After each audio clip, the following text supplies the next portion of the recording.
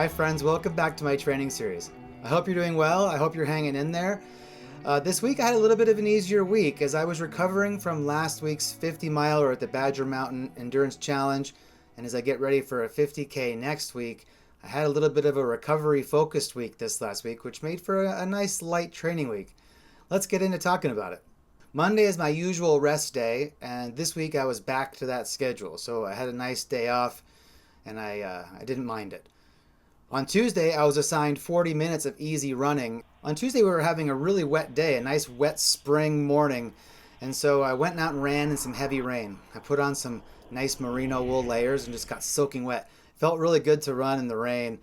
And then in the afternoon, I did my yoga. For some reason, the Zoom class didn't happen, so I went onto YouTube and followed a yoga class from there. On Wednesday, I was assigned 45 minutes of indoor rowing. So I did that as well as my core strength workout. While I rode, I watched Simon Gerard's new Antelope Canyon 100-mile video. That was a lot of fun. Reminded me of running on that course last year. And then I did my strength exercises. But this week I skipped the kettlebell halo thing that I think has been causing my shoulder a little bit of pain. So still giving my shoulder a little bit of time off to let it heal. On Thursday, I was assigned an easy 40-minute run. I ran easy, but that's actually about all I could do.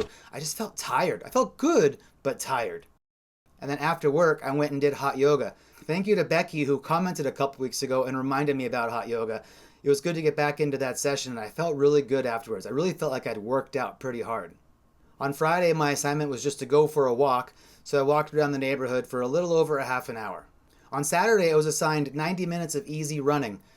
I met my friend Mike at Lord Hill, and I wore my Ultraspire Epic XT pack that I think I'm going to use for the first day at Cocodona.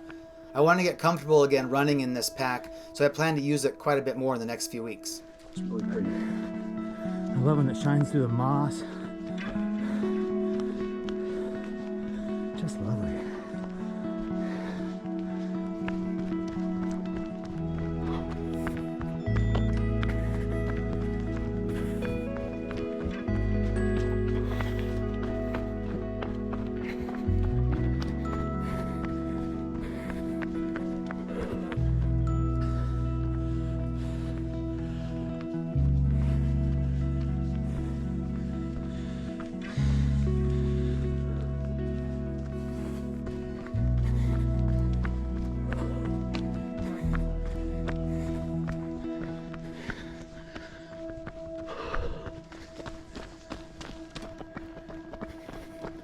We ran for a total of 93 minutes, 7.2 miles with 1,165 feet of gain. Also on Saturday, I put a map up on the wall of the Cocodona course. I walk past this wall many times a day, and I love to look at the course and just sort of soak in the energy of the race and get to, feel like I'm getting to understand the course again.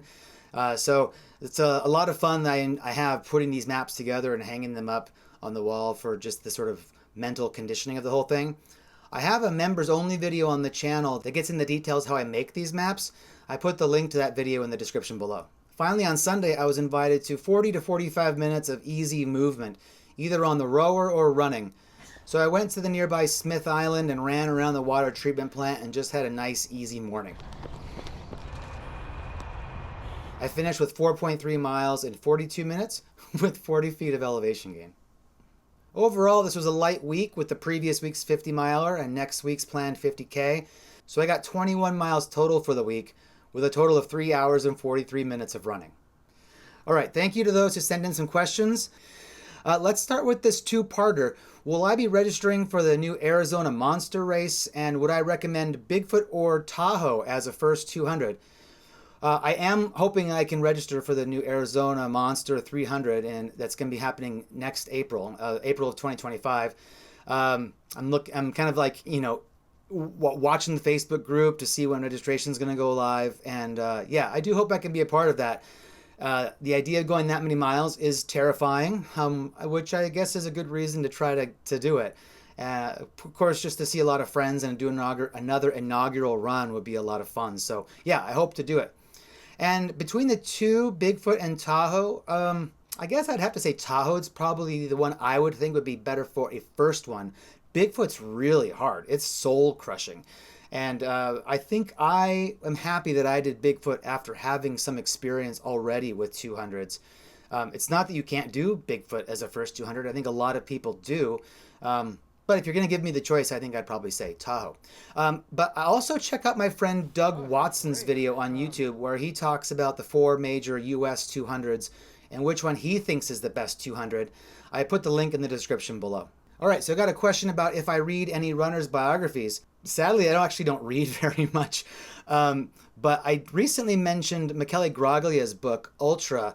I really enjoyed reading that one. He talks about his story going from his large family business to becoming an international model to then getting into ultra running. And he's got some really great topics about just the philosophy of running and how it gets to the core of who you are. It's your very fabric. I really enjoyed the book. So while I don't read a lot, I did read that one. And so I recommend it. I put the link to that book in the description below.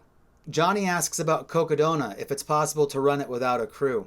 While I have been able to always have a crew at Cocodona, it is definitely possible to run it without a crew. Lots of runners do. I just think the difference is you need to just pay a little bit closer attention to your drop bags because you don't have, obviously, a crew to rely on to help bring your things from aid station to aid station. Although I will point out, I actually talked to a runner about this during Badger Mountain 50 miler, that I think it's actually a good idea if you can, even if you have a crew, put all your stuff in drop bags anyway. There's not a non-zero chance that something could go wrong and maybe the crew misses an aid station. So if you have your stuff there already in a drop bag anyway, it can really be a nice sort of insurance policy for just in case something was to go wrong. So when we do Cocodona or other 200s, I try to put all my stuff into drop bags, and then my crew, Leah, will arrive at the aid station, get the drop bag, and then that way I sort of have the best of both worlds. But you don't have to have a crew. A lot of people run these events solo. I think it makes it a little bit harder. But yeah, it's certainly possible. And so yeah, take a look at that if that's something you're interested in.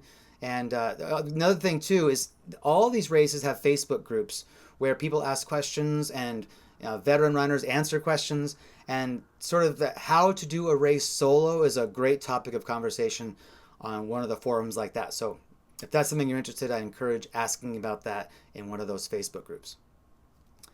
Now, while I do use a crew, Patrick noticed that I generally don't use pacers and asks why. I have used pacers before. Leah has run with me for a segment quite a few times. And at my first Moab 240 run, I had 3 of my local running buddies come down, and they traded off pacing duties. So I have run with them in the past, but these days I mostly run the races alone.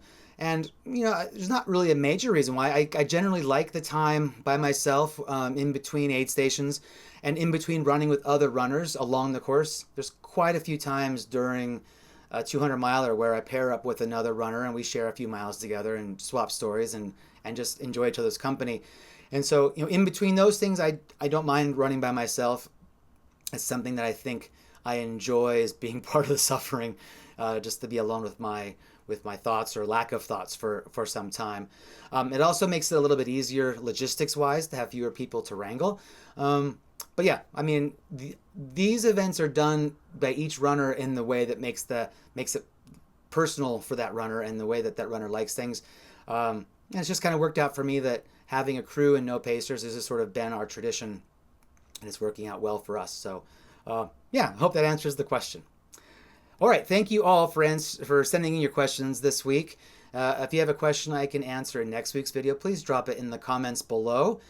Yeah, and I'll be tackling some questions in next week's video. Okay, I think that's all for now. I hope you all have a really good week next week. I hope I have a good week next week too. And yeah, we'll see you next week. Have a good one. Take care.